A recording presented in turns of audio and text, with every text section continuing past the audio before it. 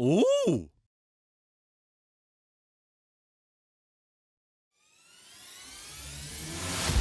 Two-time heavyweight champion of the world. One of the biggest names in all of world boxing. You know I come to knock people out. And a walking brand with some shaky legs. This is the trials and tribulations of the British icon, the knockout superstar, Anthony Joshua.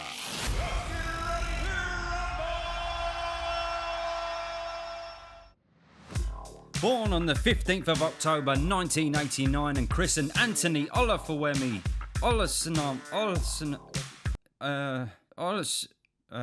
Anthony Joshua.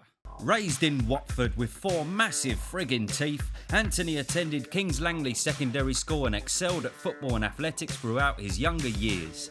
At the age of 14, Joshua decided to visit his local boxing gym, but quickly realised that the sport was not for him.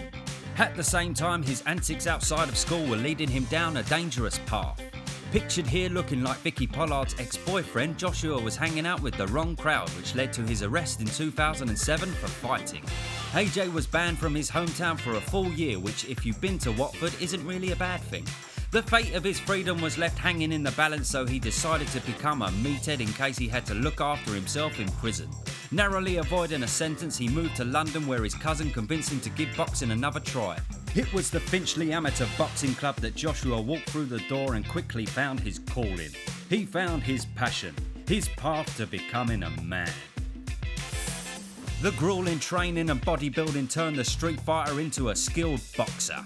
Now 6'6" and quickly developing massive tits, AJ began to compete in 2008, winning a string of amateur titles. He ploughed through opponents including this little ginger fella to become the ABA title winner in 2010, as well as a silver medalist in the 2011 World Championship. I had a lot of luck on my side with a bit of hard work.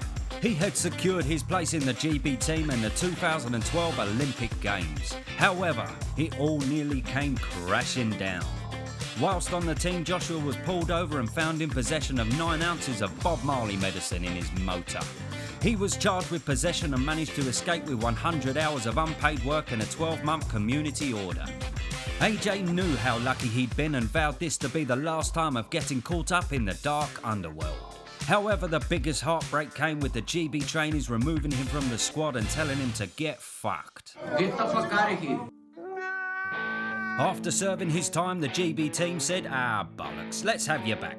Josh was on his way to the Olympics. It was plain sailing for the early rounds till the final against the Italian reigning Olympic champion Robert Camarelli. This season, Pro had beaten the likes of Oscar Rivas, Kubrat Pulev, Michael Hunter and even one of the greatest fighters to ever set foot in the ring, David Price. Okay, not one of the greatest, but come on, he was bloody entertaining. He was either knocking someone out first round or his own head was getting lobbed off his fucking neck by a nutty little Russian. Big up the Price Meister. Trailing in the first couple of rounds, Joshua turned up the heat to pull it back in the last part of the fight. The commentators felt it was an Italian victory. The boxing world felt it was an Italian victory. But Joshua got the win. I doubt if the decision was influenced by the 5,000 Brits in the arena or the 50 million Brits watching at home. But it just doesn't bloody matter. He had hit the big time. The world was his oyster. The professional ranks were in his sights. Who was out there to take this man's career to world stardom? Let's go, baby! Let's go! 2013 and the British boxing scene was running a little bit dry. Mr. Warren was losing his edge, and Frank Maloney was now wearing knickers. One man lurked in the backgrounds, a man who could convince the world that Audley Harrison could beat David Haye, a man who could make Frank Warren angrier than Mike Tyson on a bit of Charlie, a man who if he was alone at home he'd pick up the Vaseline and tissues and watch an interview of himself. It's the one and only fast car Mr. Hearn. I'm not blowing my own trumpet and I'm not polishing my plonker, but I am the man for the job. Signing to Matchroom on his debut, Joshua took the boxing world by storm. The Uber drivers queued up to be knocked spark out by this wrecking ball. A 15-fight KO streak led to his first world title fight against the ferocious Charles Martin. He walks the earth like a god. He walks to the ring like a king. But he boxes like a bellend.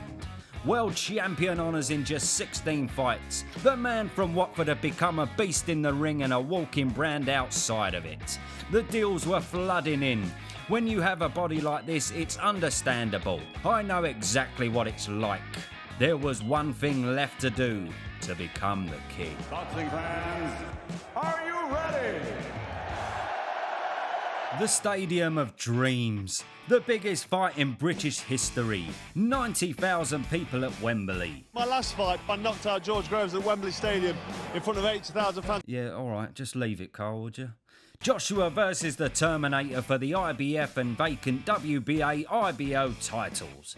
Evenly matched in stature but unevenly matched in knowledge. The war of the youth versus the experienced. And the most boring friggin' press conference ever. I'm going to face probably the best Vladimir Klitschko. In 3 years, he's going to be too good. Christ almighty, get a room. Where's Chisora when you need him? Who's the donkey? The fight of 2017. Both men put on their arse before the uppercut that nearly turned Vlad into a giraffe. The finishing punches sent AJ to the top of the world. This was it. He had done it. A free belt world champion and now the biggest draw in heavyweight boxing. There was just one more title to chase. Held by a man who pulverised every opponent he come up against. A man who hit so hard that legend has it Amir Khan was once watching him on the telly and got sparked out. The Bronze Bomber was the fight the world wanted to see. To this day! Oh, shut up, you tart. Fast Car struggled to make the deal with Wilder's promoter Shelley Finkel, or Benjamin Button as I like to call him, so Joshua took care of mandatories in the meantime. He TKO'd a pumped up Frenchman, put us all to sleep with a tactical win over Parker and sent the nutty Russian Povetkin back to Hitler with a proper bloody headache. The public had fallen in love with AJ and his naughty right hook, however fight fans are all a sucker for a bit of needle in a fight build-up. We want to see it get hairier than my wife's moustache. Watching Joshua in the ring is mouth-watering stuff, however his press conferences can sometimes be as entertaining as a fucking library. One man could spice things up. Enter the massive baby. Kiss my black ass. This cheeseburger-filled nutcase had talked his way into the biggest fight of his career. Set to receive over $4 million for the bout, he flew straight into Joshua from their very first meet. The mouth continued to run throughout the press conferences from disses about each other's mums. Yeah, your mom like a big belly chubby dude. And other insults even concerning estate agency and the property market.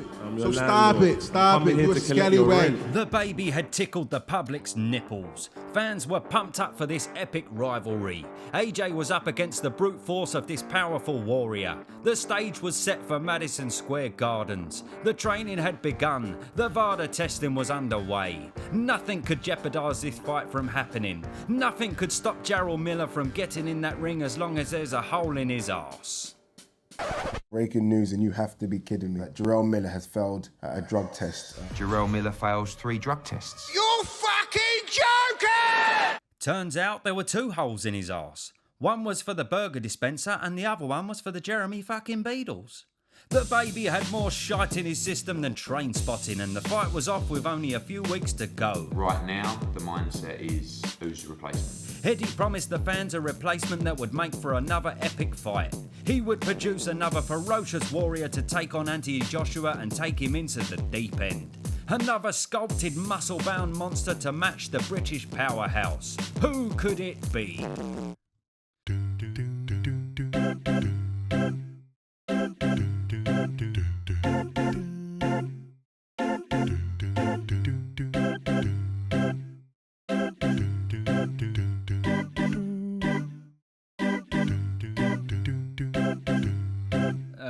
Yeah.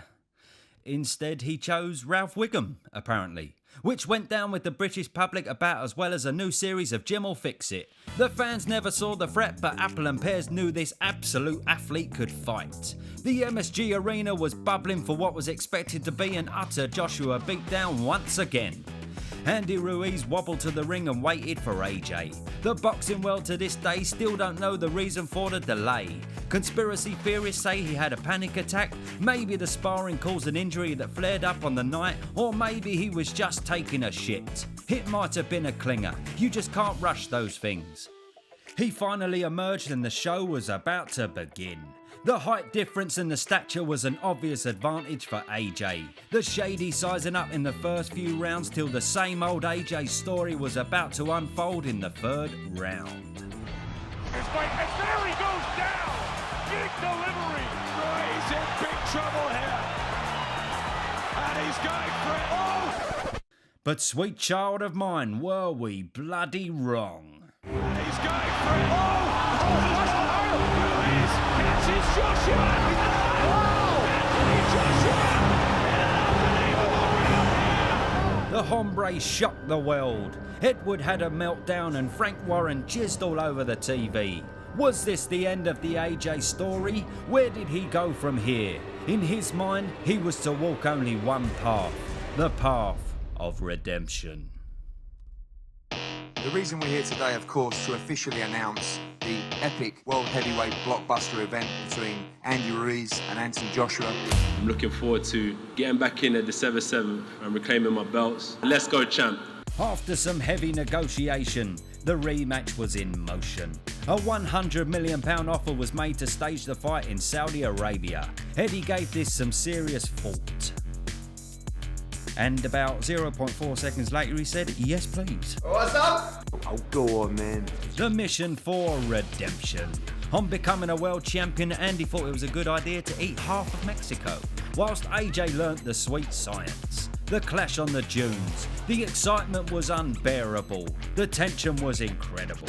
The Warriors were ready for the fight of their lives. The world watched on at the edge of their seats for the thrilling action to sweep them off their feet, and it was fucking boring.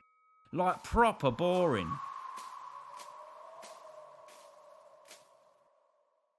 But the Brit had done it. Two-time heavyweight champion of the world. The throne had been reclaimed. Edward happier than a pig in sugar, and AJ made up some shit poems. Man, the first time was so nice, I had to do it twice. This is the story of the Watford Warrior. The ups and downs, the bottom to the glory. Big up to this beautiful man, Mr. Anthony Joshua. Let's go! We all fucking love him. Proper stuff. A proper fella. Bosh.